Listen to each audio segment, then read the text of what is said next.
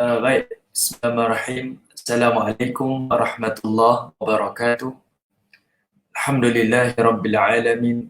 Nahmaduhu wa nasta'inuhu wa nastaghfiruh wa na'udzu billahi min syururi anfusina wa min sayyiati a'malina. Man yahdihillahu fala mudilla lahu wa man yudlil fala hadiya lahu. Asyhadu an la ilaha illallah wahdahu la syarika lah wa asyhadu anna Muhammadan abduhu wa rasuluh. Amma ba'd. Sebelum kita teruskan majlis kita pada pagi ini, suka untuk saya bertanya kepada semua, adakah suara saya jelas? Adakah live ini lancar ataupun tidak? Mohon jasa baik kepada semua untuk tinggalkan komen untuk saya maklumlah sama ada suara saya jelas ataupun tidak, and clear ataupun tidak suara saya. Boleh ke tuan-tuan? Sebelum kita mulakan, mungkin saya boleh tunggu dalam beberapa lagi orang yang sama-sama boleh menonton, dan juga tunggu juga respon pada tuan-tuan untuk maklumkan kepada saya sama ada suara saya jelas ataupun tidak. Baik, lancar, jelas dan lancar. Alhamdulillah. Tak bergema harap-harap tak ada apa-apa gangguan lah pada suara saya. Satu, saya memang sakit tekak dan mula berjangkit musim panas ni, berjangkit demam dengan anak. Hari ni pun cuti, uruskan anak. Dan yang keduanya, saya tak ada mic itu, tertinggal dalam kereta, orang rumah bawa kereta pula, jadi tak ada lah. Namun mengharapkan tuan-tuan jelas suara saya. Kalau jelas, saya boleh teruskanlah kita punya kuliah pagi ini, sambungan pada surah Al-Mulk ayat yang ke-15. Alhamdulillah, baik dan jelas. Terima kasih. Alhamdulillah. Baik, apapun tuan-tuan, apa khabar semua? Semoga baik dalam keadaan rahmat Allah Subhanahu wa taala, dan semoga Allah Subhanahu wa taala melimpahkan kebaikan, kerahmatan, ketenangan dan keberkatan dalam hidup tuan-tuan dan juga kita semua. Semoga Allah Subhanahu wa taala menambahkan lagi kenikmatan iman kepada kita sehinggalah ke akhir hayat nanti, insya-Allah. Amin ya rabbal alamin.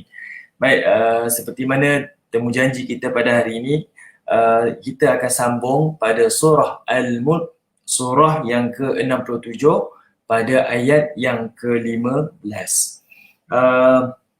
Untuk hari ini tuan-tuan, kalau kita akan perhatikan ada beberapa ayat dan beberapa poin yang sangat penting yang Allah Ta'ala sampaikan kepada kita, yang mungkin ada kala kita tak sedar, tapi di situlah bagi sesiapa yang berfikir, merenung kepada kejadian Allah, pasti dia akan melihat itu adalah kekuasaan Allah yang tak boleh kita nafikan. Okay, yang tak boleh kita sangkal, yang kita kata ini bukan kekuasaan Allah. Tidak ada orang yang boleh menyangkal ini adalah kekuasaan Allah, dan Allah Ta'ala telah sebut dan buktikan dalam surah Al-Mulk. Okay, baik tuan-tuan yang dirahmati oleh Allah, sebelum kita sambung pada ayat yang ke-15, seperti biasa kita akan buat sedikit ulang kaji untuk tengok ayat-ayat yang sebelum itu dan kaitannya dengan ayat yang bakal kita sambung pada hari ini. Baik, pada ayat yang ke-12, sekali imbas tuan-tuan kita ulang kaji, Allah Ta'ala menyebutkan innal ladzina yakhshawna rabbahum bil ghaib lahum maghfirah wa ajrun kabir. Kata Allah Subhanahu wa Ta'ala, sesungguhnya orang yang takutkan Tuhannya, iaitu Allah Subhanahu wa Ta'ala, bil ghaib, dalam keadaan dia tidak melihat Allah. Yang ini yang kita sebut sebagai ihsan. Kata Nabi SAW, an ta'budallaha ka'annaka tara.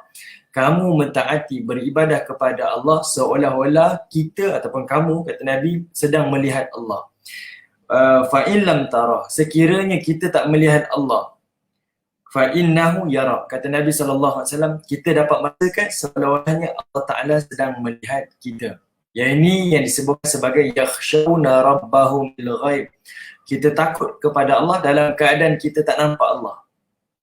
Tapi tafsiran yang lain pula kata yakhshawna rabbahum bil ghaib, iaitu dengan dalam erti kata yang lain, takut kepada Allah dalam keadaan kita bersendirian. Dua keadaan ni tuan-tuan akan menyebabkan kita memperolehi dua perkara, iaitu lahum maghfirah pengampunan daripada Allah, wa ajrun karim, wa ajrun kabir, dan juga ganjaran pahala yang sangat besar merujuk kepada syurga Allah Subhanahu wa taala. Para ulama menyebutkan sengaja Allah sebut kelebihan dua ni dimulakan dengan kalimah maghfirah, kemudian baru diakhiri dengan ajrun kabir, disebabkan pengampunan ni akan mendapat dua manfaat. Satu manfaat di dunia, Allah ampunkan dosa kita, diberikan ketenangan, diberikan keluasan rezeki dan sebagainya. Dan yang berikutnya iaitu dengan asbab pengampunan akan memperolehi kita di akhirat kelak, iaitu kebahagiaan, ketenangan di dalam syurga Allah Subhanahu wa taala. Maknanya mengharapkan pengampunan Allah ni adalah sesuatu perkara yang sangat besar. Dengan asbab rahmat pengampunan Allah, barulah turun rahmat dan kasih sayang Allah taala kepada kita. Sebab itu siapa yang takutkan kepada Allah ketika bersendirian, takut kepada Allah dalam keadaan dia tak nampak Allah atas iman i'tiqad sahaja, maka menyebabkan dia memperolehi dua keistimewaan, pengampunan Allah dan juga ganjaran syurga daripada Allah Subhanahu wa taala. Macam mana kita nak yakhshaun, khasyiyah, takut kepada Allah? Takut kepada Allah ini adalah dengan bertitik tolak daripada ilmu. Memang kena cari ilmu, kena mempelajari ilmu. Salah satunya dalam majlis kita pada pagi ini, maka mudah-mudahan dia menambahkan ketakutan kita kepada Allah. Takut kepada Allah ni berbeza. Takut kita kepada makhluk menyebabkan kita lari daripada makhluk. Takut kita kepada Allah menyebabkan kita lari kepada Allah Ta'ala. Bukan lari daripada Allah, lari kepada Allah Subhanahu wa Ta'ala. Okay? Ini beza Allah Ta'ala dengan makhluk. Baik. Kemudian ayat yang ke-13. Allah Subhanahu wa Ta'ala pada ayat yang ke-13 adalah untuk memberi ancaman kepada orang kufar, orang kafir. Allah Ta'ala memberi ancaman kepada orang kafir. Dalam masa yang sama, Allah Ta'ala memberi ingatan, nasihat kepada orang mukmin. Apa dia Allah Ta'ala sebut pada ayat yang ke-13? Wa asirru qawlakum awijharu bih. Kata-kata kamu yang kamu rahsiakan dan juga atau yang kamu zahirkan. Innahu alimun bidhatis sudur. Sesungguhnya Allah Ta'ala maha mengetahui isi hati kamu. Okay, bagi orang kafir Quraisy ataupun orang kafir menjadi ancaman sebab perbuatan dia, percakapan dia yang dia rahsiakan, yang dia tak cerita pada orang lain, semuanya dalam pengetahuan Allah Ta'ala. Apatah lagi perkara yang dia zahirkan, dia tunjukkan, lebih lagi lah Allah Ta'ala maha mengetahui. Bagi orang kafir Quraisy, dia satu ancaman. Bagi orang mukmin pula, dia sebagai satu ingatan, peringatan, nasihat kepada kita supaya berhati-hati. Manakala pada ayat yang ke-14, Allah Ta'ala menerangkan, menjawab. Mungkin orang bertanya, sama ada orang mukmin ataupun orang kafir, macam mana Allah Ta'ala boleh tahu isi hati saya sedangkan saya tak meluahkan, saya tak bercakap dengan sesiapa pun. Allah kata, ala ya'lamu man khalaqa. Bukankah kami yang menciptakan? Ada tiga perkara Allah Ta'ala bukan macam mana dia tahu perkara rahsia dan perkara zahir daripada manusia. Ada tiga perkara. Pertama, Allah Ta'ala menyebutkan khalaq.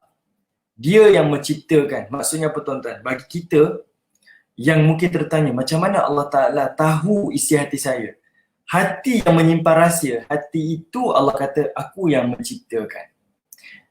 Fikiran yang duk merancang benda baik benda buruk, fikiran itulah yang Allah ciptakan. Okay. Mata yang melihat maksiat, yang melihat kebaikan, mata itu Allah yang ciptakan. Tangan yang pegang benda maksiat ataupun benda kebaikan, tangan itulah yang Allah ciptakan.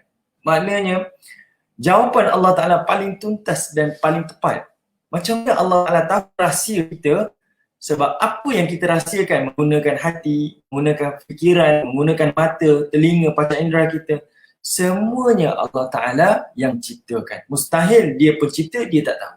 Okay, itu jawapan yang paling tuntas daripada Allah Ta'ala. Kemudian Allah kata, wa huwal latiful khabir. Allah kuatkan lagi, bahkan dia Allah al-latif yang maha halus, al-khabir yang sangat mendalam pengetahuan dia.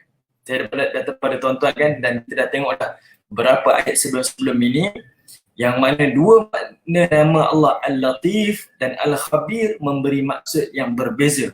Dan kalau dia bergabung dua nama ni, memberi maksud yang lebih berbeza lagi. Okay, yang ni tuan-tuan boleh tengok pada kuliah kita yang lalu, minggu lalu, saya dah sentuh dah berkaitan tentang nama-nama Allah Subhanahu Wa Taala, iaitu Al-Latif dan juga Al-Khabir, dan juga nama Al-Latiful Khabir. Dua-dua memberi pengertian yang berbeza.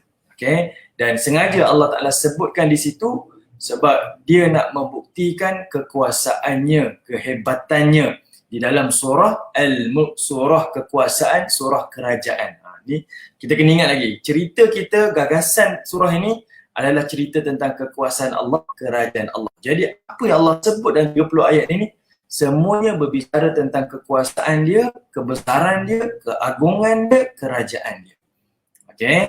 Yang itu yang sangat digalakkan oleh Nabi untuk baca setiap malam ni adalah untuk menambahkan lagi keimanan kita, takwa kita kepada Allah Subhanahu Wa Taala. Okey, baik tuan-tuan yang dirahmati Allah. Boleh kata 14 ayat yang pertama ni adalah Allah Ta'ala berbicara tentang individu, maknanya kita sendiri, pada diri kita. 14 ayat pertama tuan-tuan, daripada ayat yang kedua sampailah ayat yang ke-14, ini bercerita tentang diri sendiri. Kamu tengok langit, ada 7 lapisan langit, dan tengok bumi, kamu akan rasa kebesaran Allah. Kemudian Allah Ta'ala cerita tentang peringatan di hari akhirat. Kemudian Allah Ta'ala cerita sedikit tentang kenikmatan syurga. Sebelum tu Allah Ta'ala cerita tentang kematian dan kehidupan. Ini lebih bersifat individu, diri sendiri. Masuk ayat yang ke-15, Allah Ta'ala lebarkan lagi kefahaman kita, buktikan lagi tanda-tanda kekuasaan dia, iaitu Allah Ta'ala suruh kita keluar daripada zon kita, zon comfort zone kita ke, daripada negeri kita ke, perkampungan kita ke, kawasan kita. Keluar kawasan, kamu akan tengok kamu sebenarnya masih lagi duduk di dalam kekuasaan Allah Ta'ala. Nak kata kerajaan Allah berbeza dengan kerajaan makhluk. Kerajaan makhluk, misal kita duduk di satu daerah, satu negeri, kita nampak inilah pembesar kita, inilah orang besar kita, inilah pemerintah kita. Tapi bila kita keluar, kita tak rasa ni pemerintah yang hebat. Dia biasa saja sebab kerajaannya kecil, kuasanya kecil, terhad dan sebagainya. Tapi Allah tunjukkan kekuasaan dia. Kamu keluar daripada zon kamu, daerah kamu, kediaman kamu, kamu akan tengok kekuasaan aku bukan setakat yang kamu nampak. Dia lebih daripada itu. Merentas. Okay? Kalau tuan-tuan ingat lagi, saya pernah sebut dan berulang-ulang saya sebut 14 ayat yang kita dah sentuh sebelum ni tuan-tuan. Yang mana bila Allah Ta'ala cerita tentang kehidupan pada ayat yang awal-awal dulu, Allah Ta'ala cerita tentang langit, kemudian Allah Ta'ala cerita tentang bumi, ini alam dunia. Kemudian masuk ayat yang ke-6, tak silap saya, atau ayat yang ke-6, Allah tunjukkan lagi kekuasaan kita, kekuasaan Allah Ta'ala bukan sekadar langit dan bumi ni merujuk pada dunia, tapi merentas kepada alam akhirat. Ada cerita syurga, ada cerita neraka. Maknanya kalau kita betul-betul faham 14 ayat pertama, kita dah mula rasa dah Allah Ta'ala tu sangat-sangat berkuasa.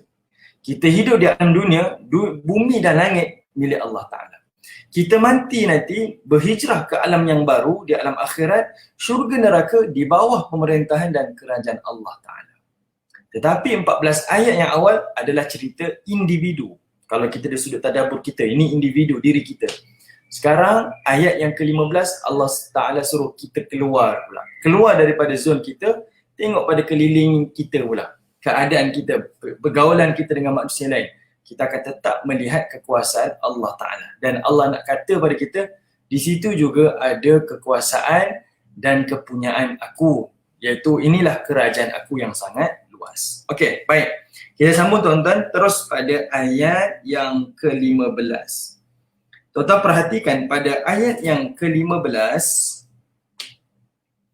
Okey, pada ayat yang ke-15 Allah Ta'ala menyebutkan huwallazi ja'ala lakumul arda dhalulan famshu fi manakibiha wa kulu mir rizqi wa ilaihin nusyur. Saya kongsi pada tuan-tuan teks dulu.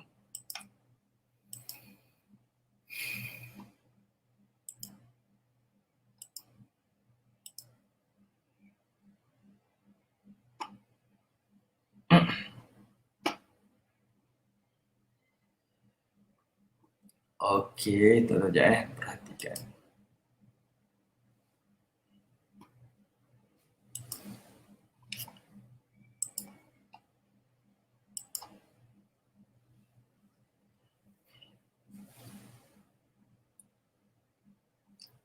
Okey. Tuan-tuan perhatikan ayat yang ke-15. Allah Ta'ala menyebutkan pada di ayat di sini, tengok Yang ni kita tengok daripada terjemahan tafsir Al-Quranul Azim, iaitu tafsir daripada Al-Imam Ibn Kathir. Okey, tuan-tuan tengok pada ayat ke-15. Allah kata apa? Huwallazi. Okey, sebelum tu. Ni 14 ayat yang awal kita dah selesaikan tuan-tuan. Ayat 15 Allah kata huwallazi, dialah Allah, ja'ala lakumul arda, telah menjadikan bagi kamu bumi ini, dhalulan famshu fi manakibiha wa kulu min rizqih wa ilaihin nusyur. Kata Allah Subhanahu wa taala, dialah yang menjadikan bumi ini mudah bagimu, maka berjalanlah di segala penjurunya dan makanlah sebahagian daripada rezekinya, dan hanya kepadanya lah kamu kembali setelah dibangkitkan. Okey, baik tuan-tuan yang dirahmati oleh Allah Subhanahu wa taala, perhatikan dulu, kita tengok pada terjemahan dulu. Perhatikan pada terjemahan dulu. Sedikit tafsiran. Allah kata apa? Ibn Kathir kata apa? Kemudian dia menyebutkan nikmat yang telah dia anugerahkan kepada makhluknya dengan menyediakan bumi bagi mereka dan membentangkannya untuk mereka, di mana Allah membuatnya sebagai tempat menetap yang tenang, tidak miring dan juga tidak bergoyang, kerana dia telah menciptakan gunung ganang kepadanya dan dia alirkan air di dalamnya daripada mata air. Dia bentangkan jalan-jalan serta menyediakan pula di dalamnya berbagai manfaat, tempat bercucuk tanam dan buah-buahan. Dia berfirman, huwallazi ja'ala lakumul arda dhalulan famshu fi manakibiha. Ayat ni tuan-tuan, dia juga berbicara tentang Allah Ta'ala seolah-olah kata, wahai manusia, jangan duduk di tempat kamu saja, di comfort zone. Keluar, berhijrahlah, berkelanalah, mengembaralah. Lagi jauh perjalanan kamu, kamu akan lihat Allah Ta'ala. Kamu akan nampak seluas alam ni kekuasaan Allah Ta'ala. Seolah-olahnya juga di sini bukan sekadar nak membuktikan kekuasaan Allah, tapi dalam masa sama Allah Ta'ala nak kita keluar sebagai satu cabaran. Kalau kamu rasa aku tak berkuasa, yang ini aku cabar. Pergi keluar daripada tempat kamu, tengok sejauh mana, seluas mana alam ini, disitulah kerajaan aku, disitulah juga kekuasaan Allah Subhanahu wa taala. Seolah-olahnya ke situ Allah Taala nak sampaikan kepada kita. Sebab itu Al-Imam Ibn Kathir menyebutkan, dia kata apa? Allah menyediakan bumi dengan membentangkan. Saya sebutkan tuan-tuan macam mana bentangan Allah ni. Kemudian dia letakkan langit sebagai tempat yang menetap yang tenang, tak bergoyang, tak sengit. Dia ciptakan gunung ganang pula, diciptakan ada aliran air, sangat memenuhi keperluan kita sebagai manusia. Okey. Kemudian maksudnya lakukanlah perjalanan ke mana saja yang kalian hendaki dari seluruh belahannya serta bertebaranlah kalian di segala penjurunya untuk menjalankan berbagai macam usaha dan perdagangan. Dan ketahuilah bahawa usaha kalian tidak akan membawa manfaat bagi kalian sama sekali kecuali jika Allah memudahkannya untuk kalian. Oleh kerana itu Allah berfirman, wa kulu min rizqih. Maknanya kamu mengembara sejauh mana, maka makanlah sebahagian daripada rezekinya. Dengan demikian usaha yang merupakan saranan sama sekali tidak bertentangan dengan tawakal. Saya explain tuan-tuan kita baca dulu. Wa ilaihin nusyur, dan hanya kepadanya lah kamu kembali setelah dibangkitkan. Maksudnya tempat kembali pada hari kiamat kelak. Ibnu Abbas, Mujahid, As-Suddi dan Qatadah mengatakan kata manakibiha bererti hujung, belahan dan penjuru. Sedangkan Ibnu Abbas dan Qatadah mengemukakan manakibiha bererti gunung ganang. Okey. Yang ini adalah dari sudut terjemahan. Mungkin tuan-tuan pun tak berapa jelas apa yang nak disampaikan oleh Allah Ta'ala, apa yang kita nak refleksi pada diri kita. Baik, tuan-tuan, pertama yang tuan-tuan kena faham, ayat yang ke-15 bila Allah kata ja'ala lakumul arda, Allah Ta'ala telah jadikan bumi ni sebagai hamparan untuk kita. Tuan-tuan perhatikan kalimah zalula. Tuan-tuan nampak kalimah zalula? Tuan-tuan perhatikan kalimah zalula dekat sini. Saya share lagi sekali. Okey, tuan-tuan perhatikan kalimah zalula ni. Zalula. Zalula diterjemahkan sebagai mudah. Okey, mudah. Okay, diterjemahkan sebagai mudah. Tapi sebenarnya zalula, kalimah zalula itu dia bererti di bawah ataupun tempat yang dipijak. Okey, tuan jelas? Kalau tuan-tuan boleh respon, tuan-tuan respon. Saya takut kalau kurang jelas ataupun tak clear saya punya sebutan, penyampaian, tuan-tuan beritahu. Kita boleh repeat dan repeat lagi, tak ada masalah. Okey, tuan-tuan perhatikan kalimah zalula pada ayat yang ke-15. Baik, Waalaikumsalam warahmatullahi wabarakatuh. Jemput ya, sama-sama kita. Okey, baik. Baik, terima kasih. Clear daripada di Singapura. Alhamdulillah, jauh juga kan daripada Singapura. Baik, terima kasih. Okey. Alright, semua baru masuk. Alhamdulillah. Okey, baik. Tuan-tuan yang dirahmati Allah. Tuan-tuan perhatikan ayat 15 ada kalimah zalula. Kalimah zalula diterjemahkan sebagai mudah kalau tuan-tuan tengok pada terjemahan. Tetapi kalau tuan-tuan perhatikan pada kalimah dia punya maksud dia, zalula ni bermaksud di bawah ataupun dipijak. Okay, di bawah ataupun dipijak. Kalimah asal tu adalah merujuk pada di bawah ataupun dipijak. Menarik tuan-tuan untuk tuan-tuan tengok. Allah jamin kepada kita, kata Allah, ja'ala lakumul arda zalula. Kami jadikan bumi ini adalah tempat dipijak dan tempat di bawah manusia. Maksudnya apa tuan-tuan? Saya baca dalam beberapa tafsir. Tapi tafsir yang saya rasa menarik ulasan dia adalah tafsir daripada Buya Hamka, tafsir Al-Azhar. Dia kata apa? Kalimah zalula itu merujuk kepada bumi ni walaupun dia besar, walaupun dia luas, tapi Allah jamin pada ayat 15, semua yang berada di atas muka bumi ni semuanya di bawah kaki manusia. Semua yang ada di atas muka bumi ni seluas mana pun dia tetap di bawah kaki manusia. Buktinya apa tuan-tuan? Kata Buya Hamka, disebut dalam tafsir dia, saya baca. Dia kata apa? Allah Ta'ala memberi peluang dan ruang kepada manusia untuk merentas, berjalan, mengembara seluruh permukaan muka bumi. Walaupun gunung setinggi mana, kalimah zalula tu memberi maksud gunung yang tinggi itu pun manusia tetap boleh pijak. Tuan-tuan tengok, gunung paling tinggi, paling besar di dunia, Everest paling tinggi. Ada tak manusia pijak di atasnya? Ada. Tetap ada manusia yang berpijak. Bulan yang jauh daripada bumi, ada tak manusia pernah sampai? Saya tak cerita pasal teori konspirasi dan sebagainya tuan-tuan. Ada tak manusia pernah sampai ke bulan? Ada kaki yang dah berpijak di bulan. Lautan yang paling dalam, ada tak manusia yang dah sampai ke lautan yang paling dalam? Ada dah sampai manusia yang berenang masuk ke kawasan lautan dan sebagainya. Nak kata tuan-tuan, setiap penjuru pelusuk muka bumi ni semuanya ada, semuanya berada di bawah kaki manusia. Maknanya Allah Ta'ala nak memberi jaminan pada kita, jangan takut. Kamu mengembaralah, kamu berkelanalah, kamu berjalanlah, kamu akan lihat kekuasaan Allah Subhanahu Wa Ta'ala. Sebab Allah kata, zalula, bumi ni Allah mudahkan bagi manusia. Semuanya berada di bawah kaki kita. Pergilah mana-mana, okay? Akan dijamin keadaan kita selamat di bawah kekuasaan Allah Subhanahu Wa Ta'ala. Di situ tuan-tuan merujuk kepada apa? Pertama, Allah Ta'ala nak buktikan apa yang sebut dalam ayat ini tidak boleh siapa-siapa pun menyangkal. Tuan-tuan tengoklah, mana jauh pun, ceruk mana pun, susah mana pun keadaan muka bumi tu, tetap akan manusia sampai. Itu bermaksud zalula. Kedua, Allah Ta'ala nak tunjuk macam mana manusia sampai, semuanya di bawah kekuasaan Allah Ta'ala. Bumi yang luas ini akan tunduk di atas perintah Allah. Okay, manusia tetap dipilih sebagai khalifah dan manusia tetap akan berada di bawah, akan tetap berada dalam keselamatan Allah Ta'ala. Pergilah ke mana-mana penjuru muka bumi. Okey, baik tuan-tuan. Hebat lagi Allah Ta'ala menyebutkan bumi ni macam mana. Saya lupa nak share tadi.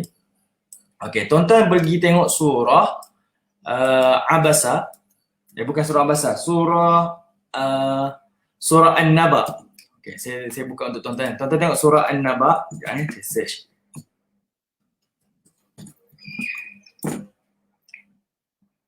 Okey, tuan-tuan tengok surah An-Naba Tengok pada ayat yang ke-6.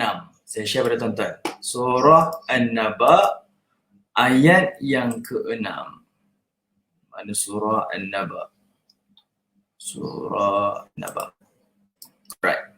Tuan-tuan tengok surah An-Naba. Nampak tuan-tuan? Jelas Saya punya teks. Baik. Tengok surah An-Naba ayat yang ke-6. Surah An-Naba surah yang ke-78 ayat yang ke-6. Okay. Surah yang ke-78 ayat yang ke-6. Ini surah An-Naba yang surah juzuk 30. Amma yatasa'alun tu tuan-tuan Kalau tuan-tuan perhatikan ayat 1 sampai ayat yang ke-5, Allah Ta'ala bicara tentang orang Quraisy tak percaya tentang adanya hari kiamat, hari kebangkitan, tak percaya. Daripada ayat 6 sampailah pada ayat yang ke-16, yang ini Allah Ta'ala bicara tentang apa kita kata, dalil kauniyah, bukti semula jadi. Maknanya Allah Ta'ala suruh kita perhati permukaan bumi ni, langitnya, buminya, gunung ganangnya dan sebagainya, kita akan nampak kekuasaan Allah Ta'ala. Salah satu Allah kata apa? Tuan-tuan perhatikan di sini. Kata Allah, alam naj'alil arda mihada. Di sini Allah Ta'ala guna ayat istifham, pertanyaan. Sebab apa? Orang Quraisy tolak dakwah Nabi, tolak adanya hari kiamat. Jadi Allah kata, kamu ni tak percaya tentang hari kiamat, tak percaya tentang hari kebangkitan. Allah kata, alam naj'al. Bukankah kami ni yang menjadikan bumi ini sebagai mihada? Mengapa kamu ragu-ragu kekuasaan kami menghidupkan semula orang yang telah mati? Bukankah kami juga, kami yang nak adanya kejadian lepas ni, kamilah yang menjadikan bumi ini terbentang luas sebagai hamparan. Kalau tuan-tuan tengok pada terjemahan bahasa Inggeris, tuan-tuan akan jumpa kalimah mihada ini diterjemahkan sebagai karpet. Tetapi kalimah mihada dia datang daripada kalimah mumahada dan juga kalimah al-mahdu ataupun mahdi yang merujuk kepada buaian. Buaian yang baby tu, letak baby di buai tu tuan-tuan. Itu kalimah mumahada ataupun mihada ataupun mahdi. Kenapa tuan-tuan? Allah nak kata, ayat ni tuan-tuan sebenarnya dekat dengan orang kafir Quraisy. Konteks zaman Nabi, mereka yang duduk di Mekah ni berdagang. Daripada Mekah sampai ke Syam, Mekah sampai ke Yaman. Jadi Allah nak tanya pada mereka, kamu duduk berdagang, berjalan, mengembara, pergi berniaga ni, alam naj'alil arda mihada. Kamu tak nampak ke? Bukankah kami telah jadikan bumi ini sebagai mihada? Kenapa Allah kata hamparan bumi ini sebagai mihada? Macam buaian. Sebab buaian ni bagi bayi, tuan-tuan.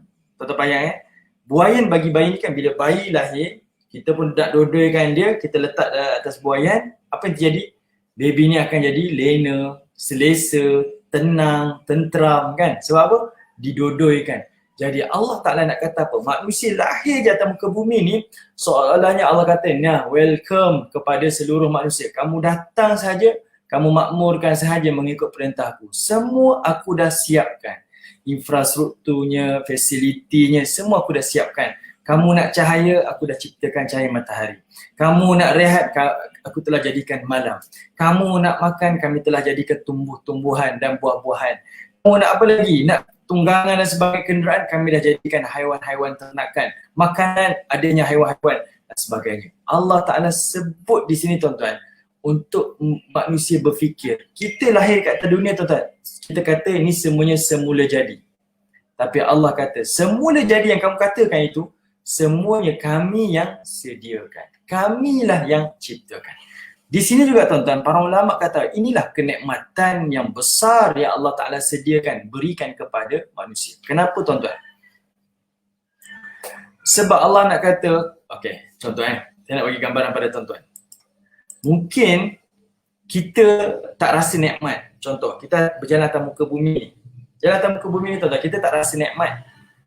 Sedangkan graviti itu adalah nikmat daripada Allah. Graviti ni adalah nikmat. Graviti ni adalah nikmat yang kita tak nampak. Graviti ni, walaupun Allah Ta'ala tak sebut dalam Quran, tapi kajian sains buktikan, kita tak nampak, tapi dibuktikan adanya graviti. Tuan-tuan bayangkan kalau tak ada graviti, semua benda terapung tuan-tuan. Bahkan pergerakan kita akan jadi perlahan. Mungkin lewat 10 second ataupun 15 second kan? Lewat. Sebab apa? tak ada graviti. Saya nak bercakap pun perlahan, pergerakan perlahan. Semuanya dalam pergerakan yang sangat-sangat perlahan. Adanya graviti tuan-tuan, tak ada benda yang terapung. Kita pun dalam keadaan berjalan biasa, normal dengan masa yang sesuai dan sebagainya. Tuan-tuan tengok orang yang duduk di angkasa lepas. Macam mana mereka tidur. Mereka tidur perlu diikat. Betul? Tidurnya perlu diikat. Kalau tak diikat nanti tuan-tuan melayang-layang tak tahu ke mana. Penting adanya nikmat graviti tu. Kemudian mereka yang duduk di angkasa lepas, macam mana mereka makan? Macam mana kalau mereka duduk lebih daripada sebulan, 10 hari, darahnya naik, muka jadi sembab, keadaannya mereka jadi lemah, pening, semuanya ada. Makanan perlu disediakan dalam tin, tak boleh diletakkan. Ini satu nikmat yang sebenarnya kita tak perasan. Tapi itulah Allah kata mihada. Alam naj'alil arda mihada. Bumi ni Allah jadikan seperti mana buayan. Yang mana manusia selamat datang. Kami sediakan semua yang kamu perlukan di atas muka bumi. Kami dah jadikan sempurna dah. Kamu hanya nikmati, kamu hanya memakmurkan sahaja. Okay? Yang ini yang Allah Ta'ala bayangkan kepada kita. Ini nikmat tuan-tuan. Kalau kita berfikir, kita akan tahu ini adalah nikmat. Dan Allah sebut pada surah Al-Mulk, ayat tadi Allah kata ja'ala lakumul arda zalula. Dan lebih nikmat lagi, semua bumi ini berada di bawah kaki kita. Sebab kita adalah khalifah, pemerintah. Khalifah ni pemerintah tuan-tuan. Semua akan tunduk kepada kita. Dan kita bertanggungjawab untuk memakmurkan bumi ini mengikut kehendak Allah Subhanahu wa Ta'ala. Dan surah An-Naba tadi tuan-tuan, terlanjur saya bercerita tentang An-Naba tadi. Kalimah mihada itu satu gambaran daripada Allah. Yang mana bumi inilah satu-satunya tempat, planet yang paling sesuai manusia tinggal. Tidak ada pada tempat yang lain, planet yang lain. Walaupun manusia tuan-tuan dia mengkaji, kita punya dunia ni bakal menghampiri pengakhiran. Mungkin kita kena duduk di Mars kan, dia kata duduk di Marikh. Sebab keadaannya, situasinya hampir sama dengan keadaan di muka bumi ni. Seolah-olahnya macam tu tuan-tuan. Tapi ayat tu sebenarnya menafikan takkan ada manusia yang mampu hidup dekat atas sana. Sebab apa? Mungkin jenis batuannya, jenis tanahnya, tidak ada tumbuhannya, tidak ada kehidupannya, keadaannya tak sesuai langsung untuk kehidupan kita. Berbeza dengan bumi ini. Jadi apa yang manusia cuba kaji dan cuba lari daripada dunia nak pindah ke sana tuan-tuan, itu adalah satu keputusan yang salah sebenarnya. Okay? Sebab inilah muka bumi yang kita kena takdir kita hidup di sini dan kita akan mati di sini. Tidak ada orang boleh lari daripada ketentuan qada dan qadar, apatah lagi hari kiamat yang akan mengakhirkan kehidupan di atas muka bumi Allah Subhanahu wa Ta'ala. Okey, baik tuan-tuan yang dirahmati oleh Allah. Itu yang disebutkan sebagai zalula. Okey, tuan-tuan boleh perhatikan pada kalimah zalula. Okey, ini baru cerita berkaitan tentang nikmat tuan-tuan. Okay, ini baru cerita berkaitan tentang nikmat. Ni belum cerita tentang perkara-perkara yang lain yang tuan-tuan boleh sendiri bayangkan, tuan-tuan sendiri boleh fikirkan. Okay, kita tanam pokok di rumah kita, kita boleh makan sayur-sayurannya, tuan-tuan boleh makan buah-buahannya. Ada orang tanam macam-macam tuan-tuan. Bayam Brazil kan, Puan Shima tahulah. Tanam bayam Brazilnya, buah labunya, macam-macam kita tanam, semuanya kita makan sendiri. Ini satu kenikmatan tuan-tuan yang kita tak pernah peduli pun tanah tu jenis apa dan sebagainya. Kita hanya memanfaatkan apa yang ada. Allah Ta'ala berikan rezeki daripada tempat tersebut. Okey, baik. Semuanya dalam keadaan yang Allah Ta'ala jamin muka bumi ni adalah di bawah kaki manusia. Sama ada tempat yang paling tinggi, tempat yang paling ceruk, tempat yang paling dalam, semuanya di bawah kaki manusia. Kita bayangkan tuan-tuan, mungkin tuan-tuan dah menjelajah macam-macam tempat. Kita boleh lihat, Allahu Akbar, sangat besar kekuasaan Allah Ta'ala. Ada orang sampai ke utara dunia tuan-tuan. Pergilah tempat paling sejuk kan, pun dah manusia sampai dah. Itu sebagai bukti zalula. Lebih hebat lagi tuan-tuan, tuan-tuan perhatikan ayat sambungnya. Famshu fi manakibiha. Famshu fi manakibiha. Famshu tu Allah Ta'ala menyebutkan berjalanlah, famshu, berjalanlah Fi manakibiha. Tuan-tuan perhatikan kalimah fi manakibiha. Saya share lagi saya tuan-tuan, tuan-tuan tengok teks ni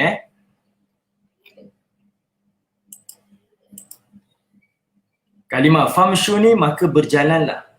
Fi manakibiha. Di segala penjurunya. Okay. Manakibiha ni tuan-tuan diterjemahkan sebagai penjurunya. Sebenarnya tuan-tuan, kalimah penjuru dalam bahasa Arab bukan kalimah manakib. Okay, bukan kalimah manakib. Okay, famshu ni Allah kata berjalanlah. Aku dah beri jaminan bumi semuanya berada di zalula, di bawah, di kaki manusia. Kamu boleh jalan. Famshu, maka berjalanlah. Fi manakibiha diterjemahkan sebagai di segala penjurunya. Tapi manakib ni tuan-tuan sebenarnya bukan penjuru. Manakib sebenarnya bukan penjuru. Dalam bahasa Arab, manakib ni adalah bahu. Bahu.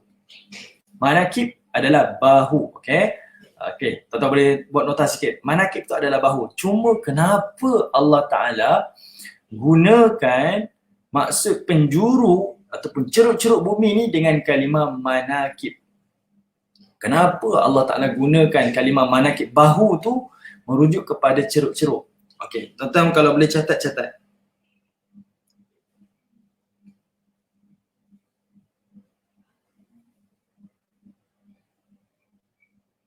Okay, kalau tuan-tuan boleh catat Okay, kalimah manakib, bahu ni Allah Ta'ala rujukkan kepada penjuru sebab fungsi bahu ni tuan-tuan adalah menyambungkan di antara tulang belikat kita ni dengan lengan kita.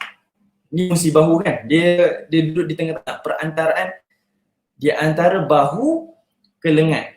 Kalau di antara tulang belikat ke lengan. Kalau tak ada bahu tuan-tuan, dia terpisah di antara lengan dengan tulang belikat, dia takkan bersambung.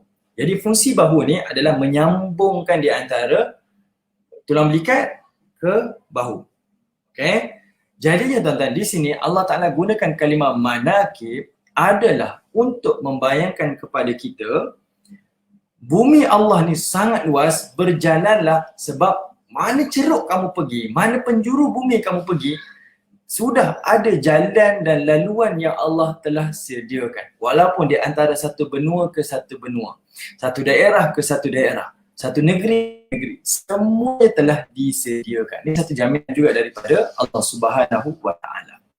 Okay? Sebab itu Allah gunakan kalimah manakib, penjuru tu ataupun ceruk-ceruk bumi itu merujuk menggunakan dengan kalimah manakib, iaitu merujuk pada bahu. Semuanya ada perhubungan tuan-tuan. Dan perhubungan tu bukan sekadar merujuk kepada jalan, tapi juga merujuk kepada perkara-perkara yang lain. Misal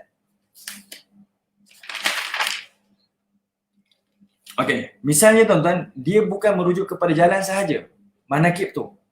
Sebelum kita sentuh para ulama ni pandangan tapi maknanya perhubungan seluruh pemuka-muka bumi ni Allah kata adalah manakib. Macam fungsi bahu ni menyambung antara tulang belikat ke lengan, iaitu samalah dari sudut kamu punya rezeki ada. Dia akan bersambung, tidak akan terputus. Tak ada lagi orang tuan-tuan, dia pergi berhijrah, pergi mengembara, terputus makanan dia. Tak ada. Dia tetap akan ada rezeki dia, peluang baru untuk dia. Kemudian, ada juga tempat tinggal, tempat berteduh bagi dia. Dan juga merujuk kepada ada perhubungan silaturahim dengan manusia yang menjadi budi di mata kita tuan-tuan. Ada orang rentas jauh daripada kawasan kelahiran dia. Tiba-tiba tup-tup berkahwin dengan orang daripada benua yang jauh daripada negara dia. Ada dari sudut silaturahim, dari sudut sumber rezeki, dari sudut tempat berteduh, ada tuan-tuan. Yang ini Allah Ta'ala sengaja guna kalimah manakib, walaupun benua kita jauh, walaupun ceruk bumi ni jauh, berjalanlah, famshu, berjalan. Kamu akan nampak semuanya ada perhubungan di antara satu sama lain. Tidak ada yang terputus, tidak ada yang terpisah. Semuanya ada. Okay, dari sudut jalannya, dari sudut pendapatan, tempat berteduh, silaturahim, jodoh dan sebagainya, tetap ada di mana-mana. Itu jaminan daripada Allah Subhanahu wa Ta'ala. Okey, baik tuan-tuan yang dirahmati oleh Allah. Saya lupa tadi saya nak share pada tuan-tuan. Bila kita tengok surah An-Naba, saya minta maaf tuan-tuan saya lompat balik ke belakang. Tuan-tuan tengok Allah Ta'ala sebutkan bumi ni sebagai hamparan. Orang Quraisy yang berdagang dia boleh bayangkan, betul lah bumi ni memang macam hamparan. Walaupun kita kata bumi ni bulat, tak pernah lagi manusia rasa di atas muka bumi ni bulat. Dia rasa bumi ni luas. Sebab apa? Sebab bumi ni memang diluaskan untuk kita sampai kita tak rasa bulatnya bumi ni. Dan Allah kata apa? Bukan sekadar bumi ni aku telah jadikan hamparan kepada kamu. Kemudian Allah kata wal jibala autada, dan Allah Taala telah jadikan gunung ganang sebagai autad, sebagai pasak. Autad dekat sini tuan-tuan. Okey. Autad dekat sini, pasak dekat situ tuan-tuan bererti kalau tuan-tuan pasang kemah, tuan-tuan akan pacakkan paku ataupun besi kan, tiang untuk tuan-tuan ikat tuan-tuan punya kemah tu kan. Besi tu, itu namanya autad. Okay, tempat yang tuan-tuan pasak atas bumi tu, yang ikat kemah tu, itu namanya autad. Maksudnya gunung ni, bukit ni, dia bukan benda yang Allah Ta'ala letak tanah atau batu bertimbun-timbun, tak. Tetapi Allah Ta'ala letakkan gunung ni adalah sebagai pengukuh kepada bumi ni. Tak ada gunung tuan-tuan, bumi ni akan bergoyang. Okay, dia tidak akan stabil, dia tidak tenteram. Jadi Allah sebut fungsi dia. Kamu tengok gunung ganang ni, dia dalam keadaan yang sangat kukuh dan dia berfungsi sebagai pasak. Jadi kalau kita belajar ilmu geografi, Quran telah membuktikan dan ilmu geografi telah mengiyakan apa yang disebutkan oleh Al-Quran. Kita tengoklah kita punya meja yang tuan-tuan sekarang duduk ni. Tambah ada tuan-tuan tengok di handphone ataupun di laptop, di komputer, live kita. Tuan-tuan pegang meja yang tuan-tuan pegang. Meja ni dalam keadaan stabil. Ada tak paku pada meja? Mesti ada. Paku itulah fungsinya sebagai pengukuh kepada meja tuan-tuan. Kerusi tuan-tuan mesti ada pakunya, pengikatnya. Pengikat dan paku itulah sebagai penguat, pengukuh kepada kerusi tuan-tuan. Itulah fungsi gunung yang Allah ciptakan di atas muka bumi. Okay? Itulah fungsinya. Sebab itu Allah kata manakib. Sebahagian para ulama, kalau tuan-tuan tengok pada Ibnu Katsir tadi kata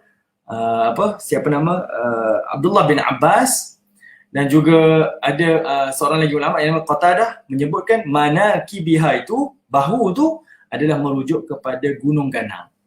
Merujuk pada gunung ganang. Ada yang terjemahkan manakib itu adalah penjuru. Yang tuan-tuan terjemah disebut sebagai ceruk kan, penjuru bumi kan. Tapi para ulama silam, para sahabat Nabi kata manakib itu adalah merujuk kepada gunung ganang. Kenapa merujuk pada gunung ganang? Sebab nak kata gunung ganang itu adalah sebagai penguat, pengukuh, pasak kepada bumi ni. Nak kata bila Allah kata famshu, jalanlah, kamu jangan risau, bumi ni takkan goyang. Bumi ni dalam keadaan tenteram, dalam keadaan aman. Sebab Allah Ta'ala telah manakib, telah pasakkan dengan gunung dia, dengan bukitnya sebagai pengukuh bumi ni tidak akan mudah goyang, tidak akan rosak dan sebagainya. Okay, itu sebahagian daripada pandangan para ulama. Baik, saya tengok sikit tuan-tuan pada kita punya komen sahabat-sahabat di sini. Baik, bahu mulut, betul. Okay, baik. Fungsi bahu ialah dalam dekat ke lengan. Okay, jadi sengaja disebutkan kalimah bahu di situ, manakib adalah sebagai perhubungan yang tak terputus di antara benua ke benua, negeri ke negeri, daerah ke daerah dan sebagainya. Dari sudut jalan perhubungan, dari sudut silaturahim, dari sudut tempat berteduh, dari sudut rezeki, semuanya ada perhubungan. Baik. Bumi itu sangat luas, ke mana manusia pun pergi, Allah telah sediakan jalannya. Betul tuan-tuan. Rezeki tak akan putus, ada sesuatu. Betul. Okay, terima kasih pada semua tuan-tuan yang duk komen. Mana tuan-tuan dengar dan tuan-tuan catat notan ni. Saya nak tengok sikit, mungkin kalau saya boleh tambah-tambah, mungkin ada persoalan yang kita boleh terjawab. Allah suruh manusia berjalan seluruh dunia ini, macam mana pula dengan penerokaan out of space? Adakah encourage?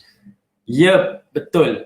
Allah Ta'ala juga menggalakkan kita sebab bila sebut kalimah arda merujuk kepada bumi dan ia sama juga merujuk kepada langit. Allah Ta'ala suruh pergi ke mana-mana pun. Sebab itu disebut kalimah zalula. Kalimah zalula tu nak sebab tu saya kata tadi. Tengoklah macam mana pun keadaan muka bumi ni, keadaan dunia ni, semuanya manusia pernah sampai. Sampai ke bulan pun manusia pernah jejakkan kaki dia. Maknanya tidak ada perkara yang mustahil. Sebab itu Allah gunakan kalimah zalula. Tidak ada perkara yang mustahil untuk kita buat. Kalau orang mukmin betul-betul mengimani, betul-betul mengkaji, betul-betul berusaha, dia mesti akan dapat. Nanti kita akan jumpa tuan-tuan, ada ayat yang saya baca, tuan-tuan kita tengok depan ni, ayat-ayat depan ni, Allah Ta'ala datangkan bukti kekuasaan dia melalui burung. Okay, pada ayat yang ke-19, nanti tuan-tuan akan tengok. Allah cerita tentang burung. Dan saya baca, menariklah tuan-tuan saya punya bacaan tadi, saya jumpa ada orang kaji, dia kata apa, sengaja Allah datangkan burung, mungkin dari sudut kita tak nampak burung tu istimewa. Tapi ada manusia kaji tuan-tuan, daripada burung Fisher King, burung raja udang. Yang burung raja udang ni mereka tengok, mereka kaji, akhirnya mereka cipta bullet train melalui pemerhatian mereka kepada burung raja udang. Bullet train, tak silap saya di Spain, apa nama saya tak ingat lah tadi. Bullet train yang ada dekat Spain tu, dia diciptakan, teknologi itu berdasarkan pemerhatian kajian mereka kepada burung raja udang punya habitat, punya perbuatan, punya kelajuan dan sebagainya. Akhirnya jadi bullet train, teknologi bullet train yang berada di Spain. Subhanallah, hebatnya. Maknanya Allah Ta'ala bawa kita macam ni, berfikir, kalau kita betul-betul mengkaji, melihat, kita akan dapat cipta sesuatu yang baru sebagai manfaat kepada manusia yang lain. Jadi, pada kalimah zalula ni saya ulangi sekali, bila Allah kata di bawah kaki manusia, artinya satu jaminan manusia boleh pergi ke mana-mana. Kajilah, berjalanlah, kamu akan lihat kekuasaan Allah Ta'ala. Kamu akan rasa Allah Ta'ala ni sangat-sangat besar. Saya sebut tadi tuan-tuan, kita duduk di satu kampung kontrol kita. Keluar kita daripada kampung, kita akan rasa apa? Kita akan rasa ketua kampung ni tak berkuasa pun. Dia hanya berkuasa dekat satu tempat saja. Betul? Dia tak ada apa-apa pun. Kawasan kampung tu je lah yang dia hebat. Kat luar dia tak hebat. Jadi Allah seolah-olahnya macam cabar kepada manusia. Kamu jangan duduk di tempat kamu. Kamu keluar daripada daerah kamu, negeri kamu pergi lebih jauh. Kamu akan tengok kekuasaan aku bukan di tempat kamu, tapi seluruh perjalanan kamu tu. Seluruhnya. Kita akan nampak kekuasaan Allah, bahkan kita akan lihat, kita akan rasa kerdil di sisi Allah Subhanahu wa Ta'ala. Okey? Baik. Gunung berapi atau apakah bumi termasuk langit dunia? Termasuk tuan-tuan, termasuk. Okey, gunung berapi itu saya nak kata, saya nak, macam mana saya nak tunjuk pada tuan-tuan, saya pernah tengok satu link di YouTube, saya tak boleh nak share pada tuan-tuan lah. Nanti kalau ada rezeki, kan saya share kan, kita punya drag pula kita ni kuliah. Baru-baru ni, dah 2-3 bulan lepas, saya tengok dengan anak saya di YouTube, cerita tentang gunung berapi. Niat saya sebenarnya saya tengok gunung berapi tu untuk bagi tahu pada anak. Saya kata Allah Ta'ala ciptakan neraka ni panas. Anak saya tanya, panas tu macam mana? Macam api ke? Saya kata tak, lebih panas daripada api. Apa yang paling panas dekat muka bumi ni? Anak saya kata api. Saya kata tak, gunung berapi. Adalah tak daripada gunung berapi? Anak saya kata tak ada. Saya kata ada. Iaitu matahari. Jadi saya pun search kat YouTube, tunjuk gunung berapi dekat anak saya. Macam mana? Saya tahu kat YouTube tuan-tuan, ada juga manusia boleh buat video rakaman daripada gunung berapi. Dia betul berhampiran dengan gunung berapi. Nak kata apa tuan-tuan? Soalan tuan-tuan tadi kata, gunung berapi tu ada ke mana sampai? Ada tuan-tuan. Ada. Okey, ada. Alright, maknanya pergilah ke mana-mana untuk manusia pergi, menetap, hidup, mengkaji. Allah jamin muka bumi ni luas dan aku jamin semuanya akan tunduk kepada manusia. Mudah bagi manusia untuk pergi, untuk mengkaji, untuk menetap dan sebagainya. Tidak ada satu pun Allah Ta'ala akan larang. Ini sebagai satu cabaran ataupun satu galakan, encourage daripada Allah Ta'ala supaya kita berhijrah. Pergilah sejauh mana untuk melihat kekuasaan Allah Subhanahu wa Ta'ala. Ada poin tuan-tuan Allah Ta'ala nak sampaikan melalui perjalanan kita berhijrah, berjalan berkelana ni, mengembara ni, ada poin yang Allah Ta'ala nak sampaikan. Pertama, sebagai bukti kamu tengok kekuasaan aku tak? Kekuasaan Allah Ta'ala yang mentas daerah negeri kita. Kemudian, saya share pada tuan-tuan. Okay. Kemudian, dah tengok pada ayat ni. Okay. Kemudian, wakulu mir rizki, dan makanlah sebahagian daripada rezeki Allah Subhanahu wa Ta'ala. Makan daripada rezeki di sini tuan-tuan, nak kata di sini Allah Ta'ala menyebutkan kalimah rezeki di sini, wakulu mir rizki. Nak kata rezeki kamu ni luas. Dia bukan dari sudut makan sahaja, tapi dari sudut pelbagai. Pendapatan kita, tempat berteduh kita, apa lagi dan sebagainya lah. Semuanya ada, Allah Ta'ala sediakan di mana-mana kamu pergi. Di situlah buktinya adanya Allah Ta'ala yang sentiasa Ar-Rahman, pemurah kepada hambanya. Maknanya, misal, kita duduk dekat satu negeri, ada satu pemerintah, ada satu raja. Kita keluar daripada negeri itu, raja tu dah tak jaga kita mungkin Mungkin raja tu tak beri bantuan kepada kita. Sebab luar daripada kuasa dia. Tapi Allah Ta'ala tunjuk kepada kita, kita luar daripada negeri kita, daerah kita, pergilah ke mana-mana, Allah jamin ada rezeki untuk kita di mana-mana. Di situ sepatutnya manusia boleh rasa Allah Ta'ala itu wujud di mana-mana. Allah Ta'ala itu berada di samping kita di mana-mana. Sebab apa yang kita lakukan, di mana kita berada, rezeki tetap ada. Okay? Allah Ta'ala suruh kita usaha, dalam masa sama Allah Ta'ala nak kita perhatikan di mana kita berada, ada rezeki. Di setiap rezeki itu adalah ketentuan daripada Allah. Allah Ta'ala tetap sediakan kepada kita. Bukti kewujudan Allah Ta'ala tu di mana? Di mana-mana. Okay? Wa kulu min rizki. Kamu makanlah sebahagian daripada rezeki Allah Subhanahu wa Ta'ala. Kemudian, poin yang paling penting di hujung ayat ni tuan-tuan, Allah kata wa ilaihin nusyur, kata Allah Subhanahu wa Ta'ala, dan hanya kepada Allah lah, hanya kepadanya lah kamu kembali setelah dibangkitkan. Itu poin objektif kita berkelana tuan-tuan. Maknanya bila manusia ni berjalan keluar daripada daerah dia, keluar daripada negeri kelahiran dia tuan-tuan, boleh jadi dia bertambah rasa kerdil dengan kehebatan keluasan Allah Ta'ala punya kuasa. Boleh jadi juga tuan-tuan, bila dia mengembara, dia lupa kepada Tuhan dia. Seolah-olahnya jadi culture shock tuan-tuan. Pergi tak ada orang kawal dia, tak ada orang kawan dia, akhirnya dia rasa dia tak ada sesiapa yang boleh buat apa-apa pada dia, dia boleh buat sesuka hati dia. Tapi Allah pesan, objektif kehidupan kamu, wa ilaihin nusyur. Mana ceruk kamu pergi, mana negara dunia yang kamu pijak, di tempat tertinggi, di tempat yang terendah, jangan menjadikan kamu angkuh. Tapi kamu ingat, wa ilaihin nusyur, kamu akan kembali kepada Allah Subhanahu wa Ta'ala. Itu yang menjadikan kita tunduk kepada kuasa Allah Subhanahu wa Ta'ala. Okay? Itu menjadikan kita tunduk kepada kuasa Allah Subhanahu wa Ta'ala. Alright, tuan-tuan yang dirahmati oleh Allah. Yang ini antara yang Allah Subhanahu wa Ta'ala sebutkan kepada kita sebagai ingatan, galakan dan juga sebagai panduan kepada kita. Maknanya kalau anak kita tuan-tuan nak berkelana, belajar di luar negara, pergilah ke mana-mana dunia, izinkan, tapi pesan perkara yang sama. Iaitu seperti mana Allah Ta'ala pesankan kepada kita, iaitu macam mana jauh kamu pergi, jangan lupa kepada Allah Ta'ala. Jauh mana bumi yang kamu pijak, tetap ingat itu di bawah kekuasaan kerajaan Allah Subhanahu wa Ta'ala.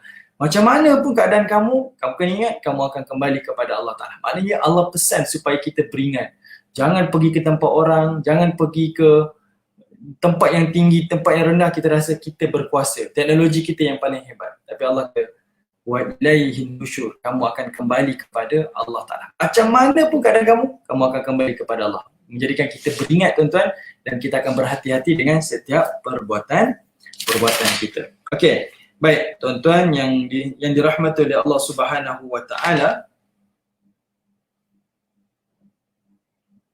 Tuan-tuan tengok pada ayat yang ke-16. Okey, tuan-tuan perhatikan pada ayat yang ke-16. Okey, pada ayat yang ke-16 Allah Ta'ala menyebutkan amintum man fis samawati wal ardh. Ini pun ada satu ayat yang sangat menarik untuk tuan-tuan tengok. Iaitu Allah Ta'ala sebutkan amintum man fis sama' an yakhsifa bikumul ard fa idza hiya tamur am amintum man fis sama'i an yursila 'alaikum hasiba fasata'lamuna kaifa nadhir wa laqad kadzdzaba alladhina min qablihim fa kaifa kana nakir. Okey, Allah Ta'ala sebut tuan-tuan. Tengok muka sebelah. Kata Allah Subhanahu wa Ta'ala, apakah kamu merasa aman terhadap Allah yang di langit bahawa dia menjungkir balikkan, ini bahasa Indonesia, yang menterbalikkan bumi bersamamu sehingga dengan tiba-tiba bumi itu bergoncang? Atau apakah kamu merasa aman terhadap Allah yang di langit bahawa dia akan mengirimkan badai yang berbatu maka kelak kamu akan mengetahui bagaimana akibat mendustakan peringatanku. Dan sesungguhnya orang-orang sebelum mereka telah mendustakan rasul-rasulnya, maka alangkah hebatnya kemukaanku. 3 ayat ni tuan-tuan, dia memberi satu mesej yang sama. Mungkin tuan-tuan tak berapa jelas apa mesej yang Allah Ta'ala nak sampaikan. Okay, apa mesej yang Allah Ta'ala nak sampaikan, tapi 3 ayat ni dia satu mesej yang Allah Ta'ala nak sampaikan kepada kita. Apa dia? Pertama, okay, sebelum tu, 3 ayat yang ni Allah Ta'ala nak bagi tahu kepada kita apa yang kita lalui dalam kehidupan ini semuanya boleh berubah. Okay, apa yang kita lalui dalam kehidupan ini semuanya boleh berubah menjadi sebaliknya mengikut kehendak Allah Ta'ala. Kan Allah tersebut, aamintum, apakah kamu merasa aman? Kemudian Allah Ta'ala datangkan ancaman. Apa? An yakhsifa bikumul ard, aku boleh terbalikkan bumi ini. Kemudian Allah ulang sekali, aamintum, adakah kamu boleh merasa aman? An yursila alaikum hasiba, aku boleh datangkan angin dan hujan batu kepada kamu. Maknanya dalam keadaan aman, tentram, tiba-tiba Allah Ta'ala datangkan situasi yang dahsyat, hujan batunya, ribut dan sebagainya. Allah boleh terbalikkan bumi ini. Di sini Allah Ta'ala nak bagi tahu Allah Ta'ala boleh mengubah keadaan kita mengikut kehendak dia. Daripada tempat yang kita rasa tentram, berubah menjadi tempat yang kita rasa azab. Daripada tempat yang kita rasa azab, berubah menjadi tempat yang menjadi tentram. Ini kita boleh tengok di sekitar alam yang kita ziarah, kita pergi jelajah tuan-tuan. Dahulu di kaum Sodom, kaum Nabi Lut yang berada dekat selatan dekat Jordan, sepadan Palestin tu tuan-tuan. Dulu menjadi tempat yang jadi azab. Hari ini menjadi kawasan peranginan pula kepada masyarakat hari ini, menjadi lautan mati. Laut mati kan? Tuan-tuan boleh nampak, dulu menjadi kawasan azab, berubah menjadi tempat yang tenang. Kalau hari tempat tenang, dia boleh berubah menjadi tempat yang azab. Tuan-tuan tengok di Itali, ada Pompei, satu tempat yang sangat hebat, cantik kawasan dia, ada gunung berapi. Hari ini kita tengok kawasan tu sangat indah, sangat subur sebab sulfur bekas daripada lava gunung berapi pun. Tumbuh-tumbuhan sangat segar dekat situ. Dahulu kawasan itu telah menghancurkan rakyat di situ dengan lava dia, menjadikan manusia keras. Yang tuan-tuan boleh search Pompei tu, yang orang kaitkan masyarakat Pompei tu yang badan mereka menjadi batu keras tu dengan kaum Nabi Lut. Okay, saya tunjuk pada tuan-tuan gambar-gambar yang tuan-tuan pernah tengok di internet. Ya, saya ada tak? Ya.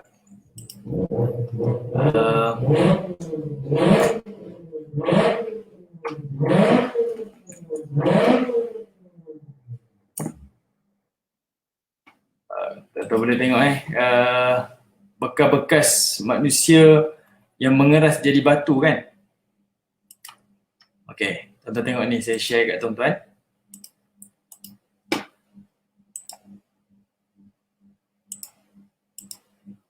Okey, tuan-tuan tengok ni.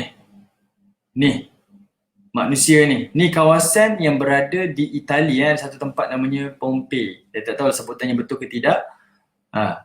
Ni adalah manusia yang keras jadi batu. Kenapa? Sebab lava gunung berapi turun pada waktu pagi ataupun waktu malam, menyebabkan mereka ni dalam keadaan tidur dan mereka terkena lava tu keras badan. Ni tuan-tuan boleh tengok pada sejarah. Banyak tanda-tanda tuan-tuan, bukti. Memang bentuk manusia, bukan dibuat gambaran-gambaran dia. Okey, baik. Yang ini yang Allah Ta'ala buktikan kepada kita. Keadaan yang dahulu azab, hari ini bertukar menjadi tempat yang kawasan pelancongan. Tuan-tuan pergi hari ini, kawasan Pompei tu ada gunung berapi yang sangat cantik.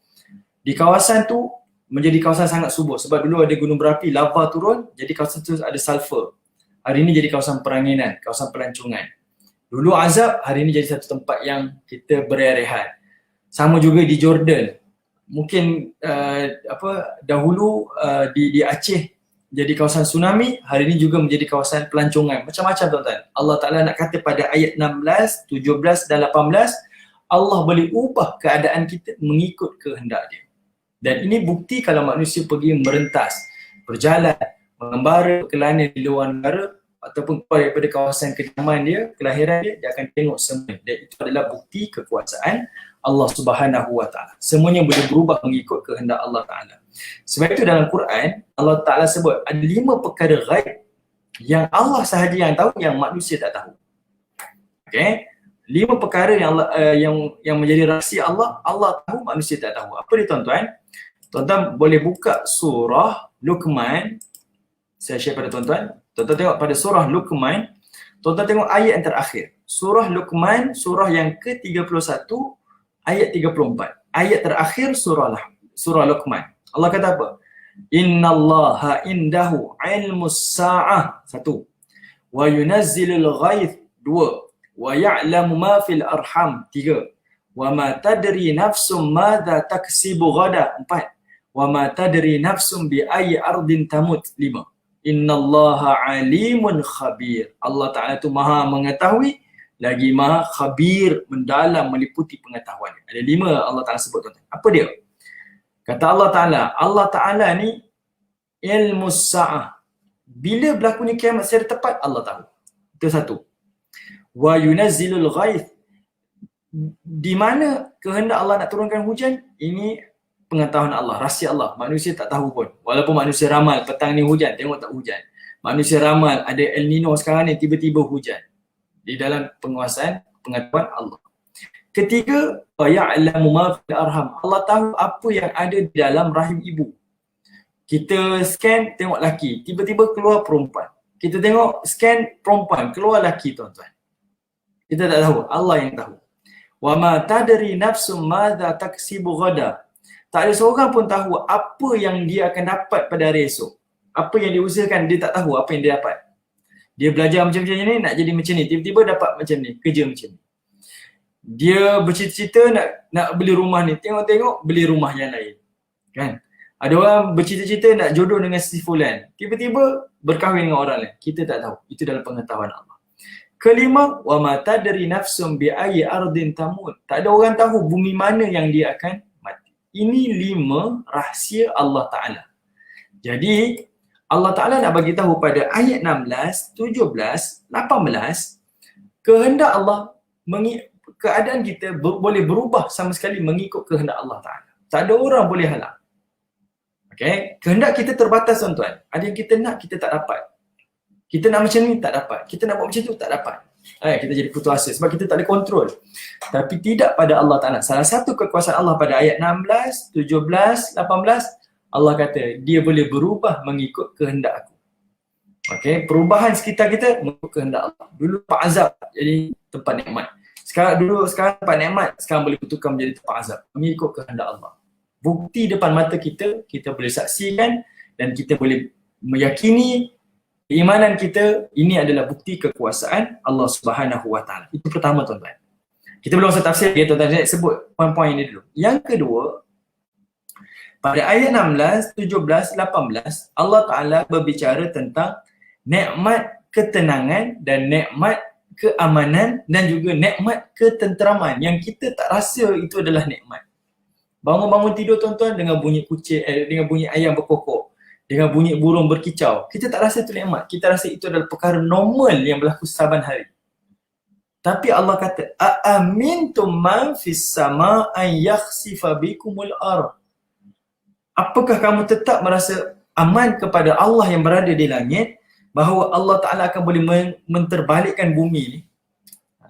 Sebab Allah nak bagi tahu.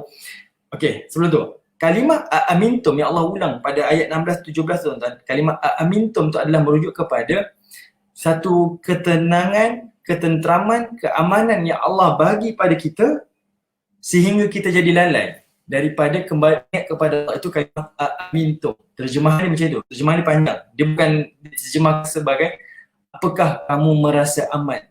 Okey, terjemahan dia a'amintum tu adalah keamanan, perasaan ketenteraman tu terlalu aman dan terlalu tenteram tu menjadi kita lalai daripada Allah Ta'ala. Itu kalimah amintum. Ini kita diberikan nikmat, diberikan ketenangan, diberikan keamanan sampai kita tak sedar pun.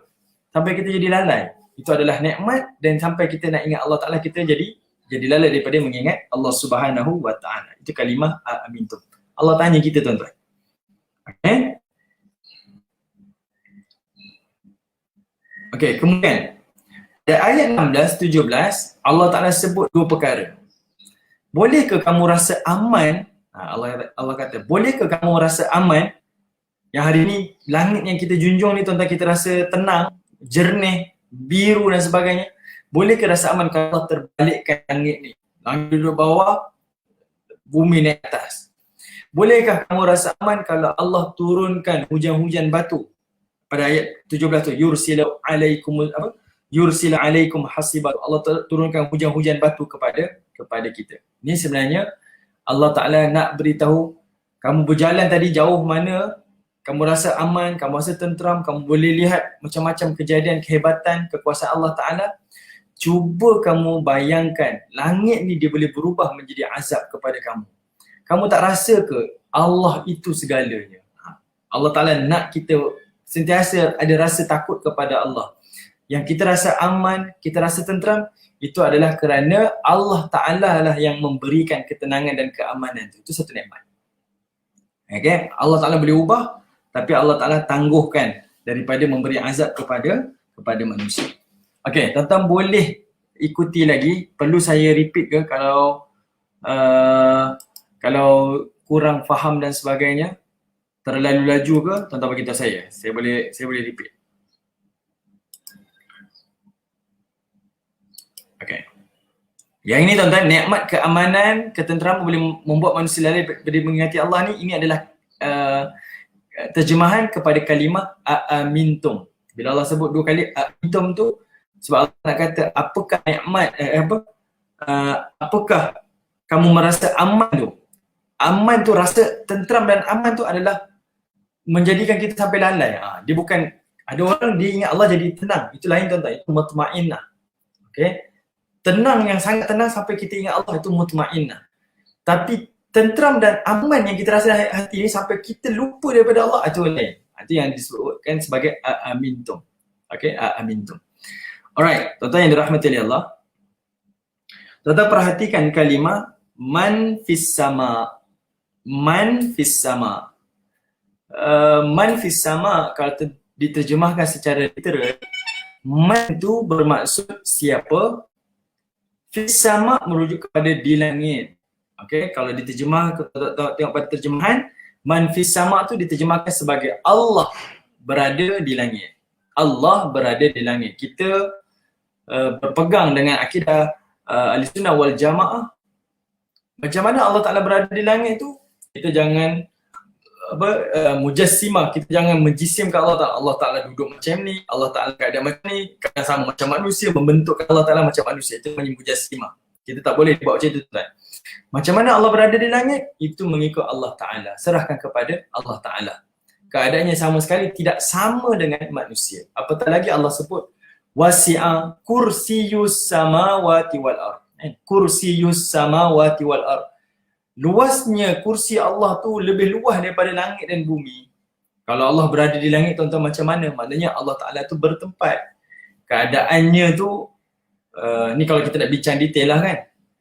Maknanya bila Allah kata berada di langit, maknanya langit tu luas, Allah berada di langit. Sedangkan Allah kata, kursi aku saja lebih luas daripada langit dan bumi. Luar daripada tu.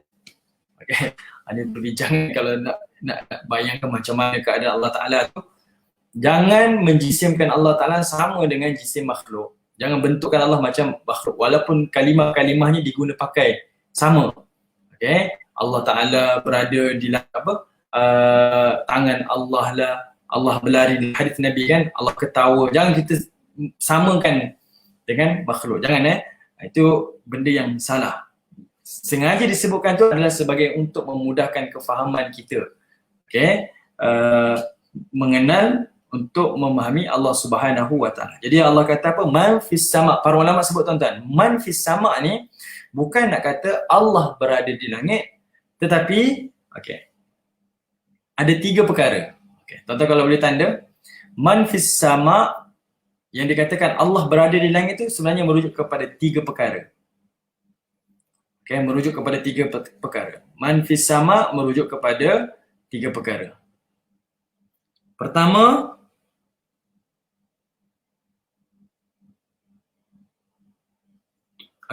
yang pertama sebab Allah Ta'ala nak sebut tentang kekuasaan dia tu, sengaja Allah Ta'ala sebut man fis sama, sebab Allah Ta'ala nak bagi tahu langit ni adalah sangat besar daripada bumi dan langit ni sangat-sangat misteri. Misteri sini maksudnya banyak benda yang kita tak tahu, yang manusia tak teroka lagi.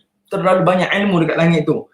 Jadi bila Allah kata ada kuasa yang berada di langit, itu sebenarnya untuk menambahkan lagi ketakutan kita dan merasakan kekerdilan kita di sisi Allah Subhanahu Wa Taala. Contohlah tuan-tuan pergi ke lautan.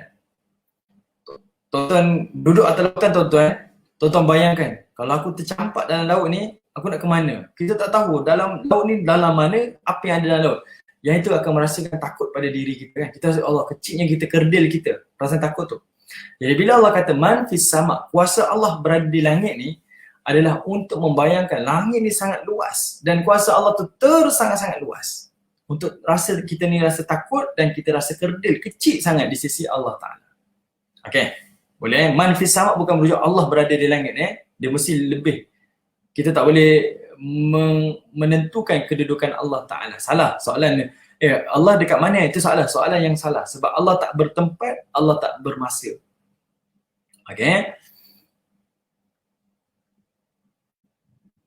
Baik, kemudian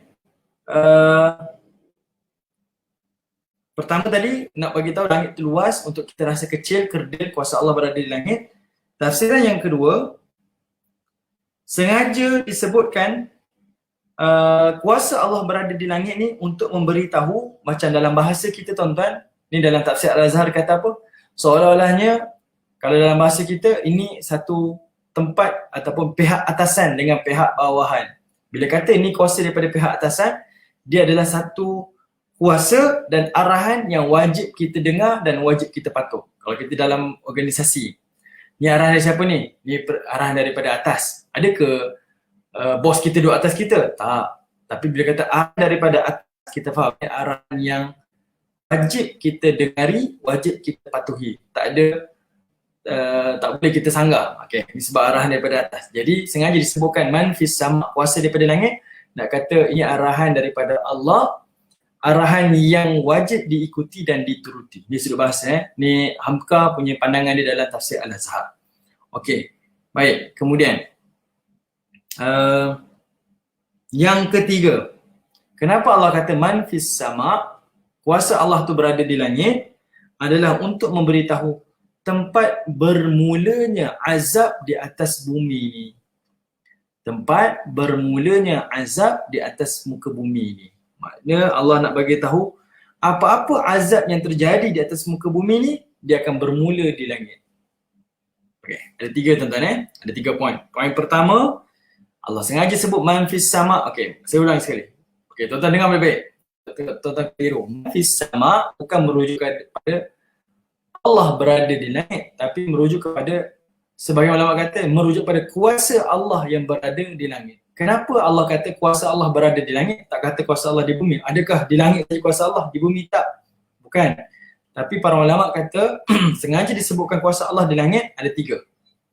Pertama, sebab langit itu besar, luas. Jadi untuk menambahkan takutnya manusia, kerdilnya manusia dengan kuasa Allah. Kita duduk bawah ni kecil je, kuasa daripada atas tuan-tuan. Yang besarnya Allah Ta'ala ni. Kuasa Allah Ta'ala tu sangat besar, sangat luas. Tambah ketakutan. Kedua, ada nak bagi tahu, kalau dalam bahasa kita, kuasa atas ni, daripada langit ni seolah-olah macam pihak atasan. Arahan dan kuasa yang mesti kita patuhi, yang kita mesti dengar, kita tak boleh sanggah. Okay? Sebab itu Allah kata man fis sama, kuasanya di langit. Ketiga, nak bagi tahu tempat bermulanya azab di atas muka bumi ni bermulanya daripada langit. Okay? Tempat bermulanya azab di atas muka bumi ni adalahnya bermula di langit. Okey, tuan-tuan, saya punya live ini putus ke? Tersangkut ke? Tuan-tuan maklum kan? Saya takut saya terlepas. Saya takut terputus. Ada kan? Jangan saya check dulu, boleh tak? Tuan punya ni.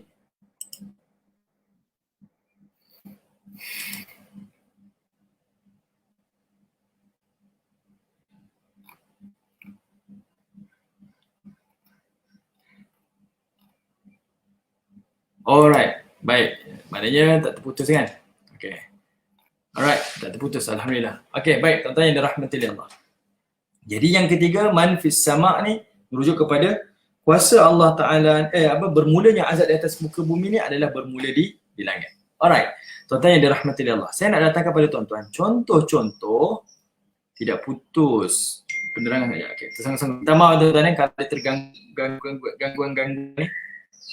Okay, saya tengok dulu. Kuasa di langit ni sangat besar, misteri. Yang nombor satu ni, kenapa Allah kata langit? Sebab langit itu besar dan misteri. Tujuan dia untuk merasakan kita ni kerdil. Manusia bila baca dia rasa dia kerdil. Sebab langit besar. Bila Allah kata kuasa Allah besar di langit, kita rasa kecil sangat. Kedua, kuasa yang wajib dipatuhi. Sebab seolah-olahnya macam ni kuasa daripada atasan. Pihak atasan, pihak bawahan. Kalau kita dalam organisasi kan, pihak atasan ada pihak bawahan. Bila kata ni arahan siapa? Arahan daripada pihak atasan. Kita faham dah, ni arahan yang wajib dipatuhi. Okay, ni dia sudut kenapa Allah merujuk man fis sama', merujuk kepada kuasa Allah yang berada di langit. Ketiga, tempat bermula azab di bumi bermula di langit. Okay, baik. Tuan-tuan yang dirahmati oleh Allah. Saya nak buat tuan-tuan bukti azab bermula daripada langit. Ada beberapa bukti. Jangan tuan-tuan.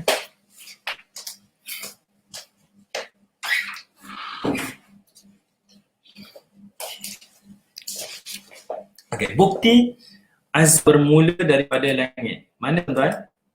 Kita tengok sikit ayat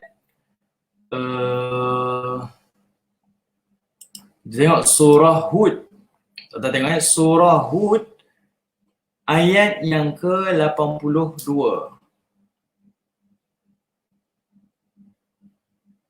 Okay.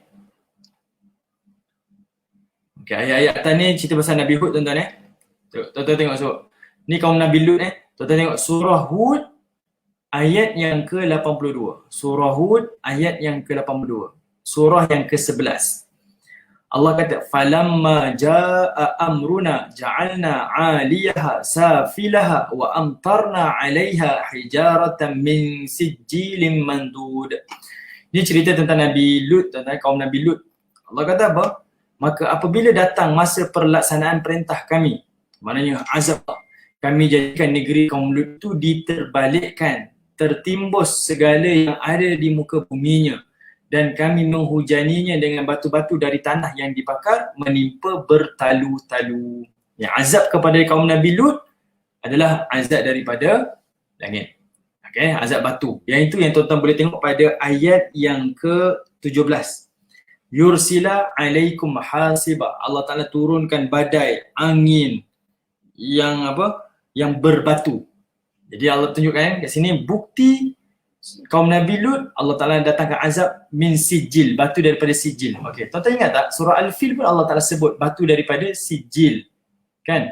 Bila Allah kata apa? Alam tara kaifa fa'ala rabbuka bi ashabil fil, alam yaj'al kaidahum fi tadlil wa arsala 'alaihim tayran ababil tarmihim bi hijaratin min sijil. Mereka merejam dengan batu daripada sijil. Sijil ni dalam Quran ada dua je. Pada kisah Nabi Lut dalam ayat ini, satu lagi dalam kisah Abraha dalam surah Al-Fil. Sijil ni bukan nama neraka tuan-tuan. Tapi batu pasir yang terbakar, yang dia jadi keras dan dia jadi panas. Itu namanya sijil. Saya tak pernah nama dia dalam siapa, tak saya proses luluh hawa mungkin Tapi itulah dia daripada muka bumi, itu namanya sijil.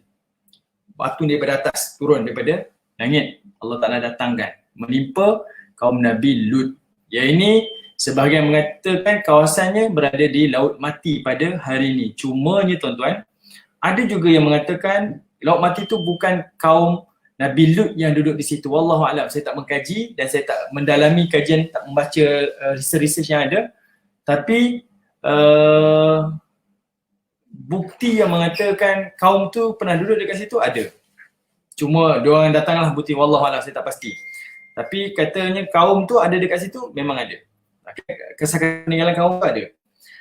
Cuma saya nak kongsi pada tuan-tuan, saya ada baca satu kajian tentang Laut Mati. Tentang Laut Mati ni tuan-tuan, kalau kita nak merenung lah, kaum ni laut mati ni Allah Ta'ala kata apa? Ni. Aliyaha safilaha. Bumi mereka ni Allah terbalikkan. Safilaha ni maksudnya diterbalikkan. Dia akan duduk di tempat paling rendah. Diterbalikkan bumi ni. Diterbalikkan, tertimbus segala apa yang ada di muka bumi tu. Tertimbus ni kaum Lut yang azab tuan-tuan. Sudah diterbalikkan, dia datangkan hujan batu panas kepada mereka. Dan kalau tengok pada hari ni, kajian-kajian di Jordan sebutkan laut mati ni dia ada beberapa poin penting. Pertama, dia adalah kawasan tanah paling rendah di atas muka bumi. Maknanya muka bumi ni rendah, yang paling rendah adalah di laut mati. Kedua tuan-tuan, rendah dia macam mana? Rendah dia duduk di 418 meter bawah aras laut. Rendah tu, paling rendah di atas muka bumi. Kemudian laut mati ni iklim dia panas dan matahari akan terik dekat situ selama 330 hari. Ini saya baca dia punya fakta, sains. Laut mati 330 hari matahari memancar. Kita 365 hari tu. Baki tu matahari tak menyinar, dia jadi redup. Maknanya dalam tempoh sebulan lebih kurang redup. 11 bulan lain semuanya panas. Saya pernah sampai ke laut mati masa musim sejuk. Salji di Jordan, di Balad dekat Amman, salji. Dekat kawasan laut mati panas. Ini saya pernah, tuan-tuan bayangkan dalam satu negara ni di Jordan sejuk, tengah musim sejuk, bersalji. Di kawasan tanah Laut Merah, kawasannya panas. Bahkan ketika itu ada orang-orang yang duduk situ datang melancong, orang-orang Jordan berkelah dekat situ. Tuan-tuan bayangkan satu negara ni di laut mati. Saya pergi tahun 2015. Keadaan seperti itulah yang saya tengok dengan mata saya sendirilah. Kemudian laut mati ni air dia, taburan hujan dia sangat-sangat sedikit, lebih kurang 50 milimeter setahun. Sangat sedikit. Kawasan dia sangat kering sampai disebutkan siapa yang menetap dekat kawasan laut mati ni dia mudah kena asma, dia mudah kena penyakit paru-paru. Ini antara kita boleh tengok azab dahulu Allah Ta'ala berikan kepada kaum tu, sampai hari ini kita boleh nampak kesan-kesan mereka pada hari ini. Okey, baik. Ini kaum Nabi Lut. Bukti dia Allah kata wa amtarna, diturunkan hujan, hijaratan min sijil, batu-batu yang panas. Baik. Kemudian apa lagi bukti daripada Allah Ta'ala? Okey, saya tengok dulu saya rasa lebih tepat jika dikatakan azab diturunkan dari langit ataupun azab bermula di langit. Azab diturunkan di langit. Okey, terima kasih yang membetulkan. Azab diturunkan di langit, bukan bermula azab di langit sebab Allah Ta'ala kata kuasanya di langit kan. Terima kasih. Saya okey kalau tuan-tuan tegur perbetulkan, itu lebih baik dan lebih saya sukai. Terima kasih. Alright. Kemudian saya tunjuk pada tuan-tuan lagi. Apa lagi bukti?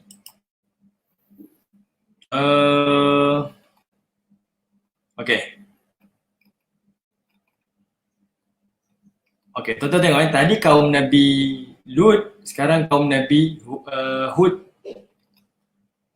Okey, sebelum tu kaum Nabi Hud, fa amma thamudu fa uhliku bitaghiyah.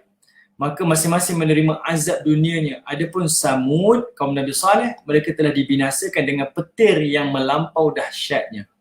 Ni ada detail tuan-tuan, saya tak dapat nak detailkan, tapi nak tunjukkan Allah kata bitaghiyah, ada petir datang. Kaum Nabi Saleh ni pun azab tuan-tuan. Ancaman datang pada mereka sampai berubah wajah dia, berubah jadi merah, jadi hitam, jadi kuning, sampai datang azab pada hari had. Dia ada 4 hari.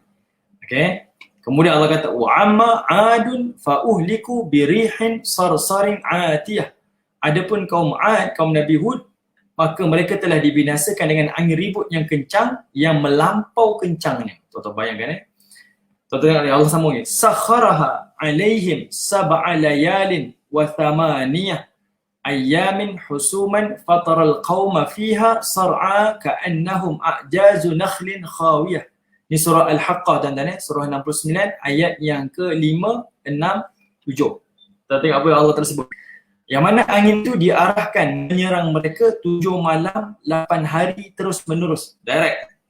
Kalau engkau menyaksikannya, maka engkau akan melihat kaum itu bergelimpangan mati seolah-olah mereka batang-batang pohon kurma yang tumbang dan lompang. 7 hari 8 malam tuan-tuan, sab'a layalin wa thamaniyah ni, dalam tempoh 8 hari ni, angin kencang tu dia datang dalam keadaan dia menerbangkan seluruh kaum Ad ni, kaum Nabi Hud ni terbang. Terbang tuan-tuan, manusia terbang. Angin yang tuan-tuan tengok pada hari ni, ribut kencang yang datang pada hari ni, tuan-tuan tengok tak pernah lagi manusia terbang. Mungkin kereta terbalik saja. Manusia terbang tak ada. Sebab itu Allah kata sarsanatiyah. Angin yang terlalu kencang, sangat kencang sampai manusia terbang. Dan last kali tuan-tuan, hari yang ke-8, Allah Ta'ala kata apa? Kaum ni dalam keadaan a'jazu nakhlin khawiyah. Dalam keadaan macam pohon-pohon kurma yang tumbang. Maksudnya, kepala mereka tertanam dekat dalam tanah dan patah tengkuk dia. Kalau tengok daripada jauh macam pokok kurma. Tapi sebenarnya tak. Manusia yang tertanam kepalanya dalam tanah dalam keadaan terpatah kepala. Allah Akbar.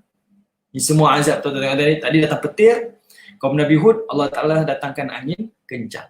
Dua bukti tu, bukti-bukti ni, tuan-tuan tengok pada ayat 16, ayat 17. Sebab itu, tuan-tuan tengok pada ayat yang ke-18, Allah sama apa?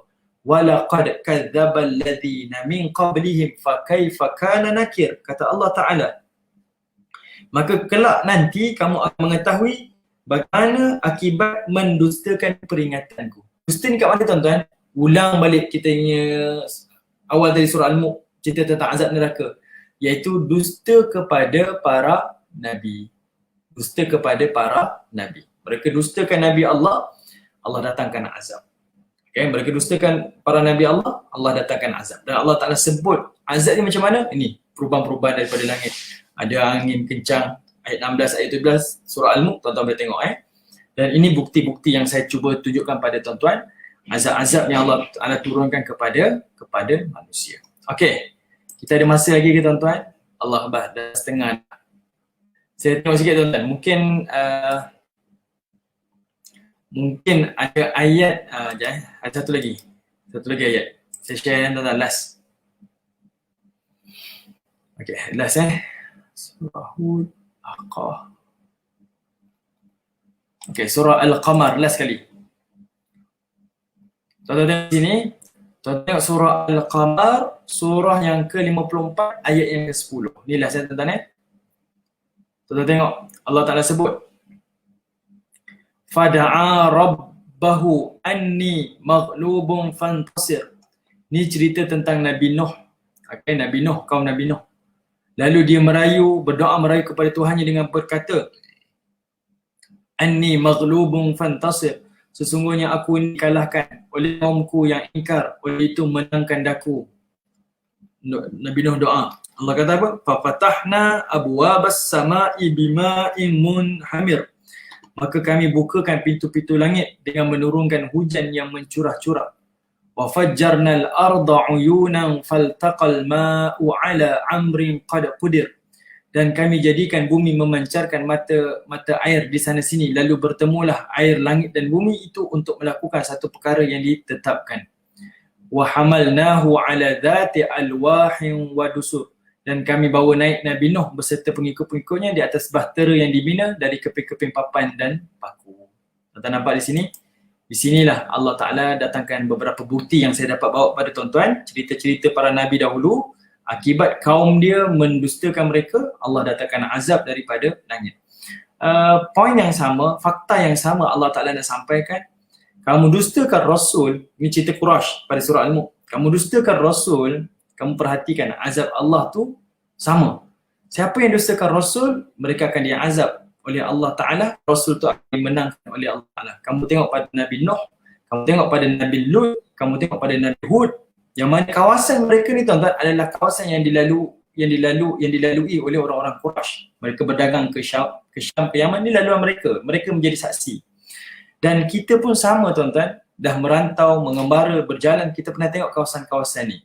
Apa lagi yang kita nak nafikan tentang Allah Ta'ala dan para Nabi. Kenapa jadi macam tu pada mereka azab? Bukti dia sama, faktanya sama. Mereka telah mendustakan para Rasul. Jadi adakah kita menafikan juga para Rasul kita? Adakah kita nak menafikan perintah yang diajarkan oleh Nabi SAW? Kita dah tahu dah apa akibatnya. Jadi sama-sama kita merenung dan kita mempelajari. Poin yang sama Allah Ta'ala sebut pada awal tadi, berjalan. Berjalan, kamu makanlah di atas rezeki Allah Ta'ala, kamu kena ingat kamu akan kembali kepada Allah Ta'ala. Dalam tempoh berjalan tu, kamu boleh saksikan azab-azab yang telah Allah Ta'ala turunkan. Baik, ayat 16, 17 dan 18 ni tuan-tuan sebenarnya tak selesai lagi. Ada poin-poin yang saya dah sediakan untuk tuan-tuan, untuk sama-sama kita melihat, kita mengkaji. InsyaAllah kita akan tengok sedikit nanti pada minggu hadapan. Dan tuan-tuan akan tengok pada ayat yang ke-19, apa kaitannya bila Allah cerita tentang azab tadi tu. Azab bumi yang kamu tengok aman hari ni, kamu tahu tak dia boleh jadi boleh Allah yakhsifa bikumul ard, bumi ni Allah boleh terbalikkan. Bukti dah ada dah pada zaman Nabi terdahulu. Yursila alaikum mahasibah, Allah Ta'ala boleh turunkan angin dan juga hujan batu yang berapi dan menjadi bukti dah pada waktu dahulu. Tiba-tiba Allah Ta'ala datangkan awalam yarau ila tayr, kata Allah Ta'ala, dan apakah mereka tidak memerhatikan ila tayr fawqahum, tentang burung yang berada di atas mereka. Tiba-tiba Allah Ta'ala cerita tentang burung tuan-tuan. Apa kaitan azab tadi? Tiba-tiba Allah Ta'ala ajak manusia merenung kepada burung tersebut. Okay, sebagai satu kekuasaan Allah Ta'ala. Ada sebab tuan-tuan, banyak binatang Allah Ta'ala boleh kaitkan, tapi pada ayat ni Allah sambung dengan cerita burung. Kenapa? Kalau tuan-tuan boleh jawab, tuan-tuan boleh jawab sekarang lah. Tapi tuan-tuan kena tunggu pada pertemuan kita, perjumpaan kita pada minggu hadapan, insya-Allah. Tuan-tuan nak jawapan ke? Okay, saya bagi clue tuan-tuan. Jawapan dia sebenarnya sengaja Allah Ta'ala sebutkan, kaitkan burung selepas cerita tentang azab tadi tu, sebab burung lah benda yang paling mudah dan paling dekat orang Quraisy untuk lihat kekuasaan Allah Ta'ala. Macam mana maksud saya tuan-tuan? Sebab orang Quraisy tahu sungguh cerita kaum Nabi Hud, mereka tahu cerita dia. So kawasan laluan mereka, Nabi Hud, Nabi Saleh, Nabi Lut, ini adalah bangsa Arab purba. Okay, bangsa Arab mereka zaman keturunan mereka, tapi zaman dahulu-dahulu. Mereka tahu cerita tu. Dan azab ataupun cerita yang mereka pernah tengok dengan mata kepala mereka adalah tentang tentera Abraha yang dihancurkan oleh burung ababil. Sebab itu bila Allah cerita azab, Allah sambung dengan cerita burung. Punya banyak haiwan Allah Ta'ala boleh kaitkan, tiba Allah kaitkan dengan burung. Sebab cerita azab. Sebab itulah yang paling dekat dengan Quraisy. Sebab Quraisy faham, betul, azab tu pernah timpa pada kami, yang baru timpa ni. Sebab Nabi SAW lahir pada tahun gajah kan. Masa ayat ni diturunkan sekitar usia Nabi Allahumma salli Muhammad dalam 40-an, 50-an. Maknanya baru cerita tu 40 tahun, 50 tahun, baru lagi. Macam kita bawa cerita Merdeka tuan-tuan, baru lagi. Mereka dah pernah tengok dengan mata mereka. Orang yang saksikan tu hidup lagi sampai hari ni. Allah kata, kamu tengok pada burung-burung tu. Itu kaitan dia sebagai satu peringatan daripada Allah Subhanahu wa Ta'ala. Okay, insyaAllah tuan-tuan kita akan detail lagi pada minggu hadapan. Mohon maaf kalau ada kekurangan, ada mungkin terlaju, mungkin berterabur faktanya. Mudah-mudahan Allah ampunkan saya, mudah-mudahan ada manfaat, memberi kebaikan kepada semua. Mudah-mudahan saya ikhlas tuan-tuan dengan kelas ini. Semoga Allah Subhanahu wa Ta'ala berikan kita kesihatan dan kekuatan untuk kita sambung lagi pada kesempatan yang akan datang pada minggu hadapan, insya-Allah. Terima kasih kepada semua yang terus menonton dan terus bersama dengan saya, tinggalkan komen dan sebagainya. Dan saya mohon jasa baik semua yang bersama dengan saya untuk share live ini di Facebook masing-masing. Mudah-mudahan kita memanjangkan manfaat kepada orang lain, insya-Allah. Terima kasih pada semua. Assalamualaikum warahmatullahi wabarakatuh.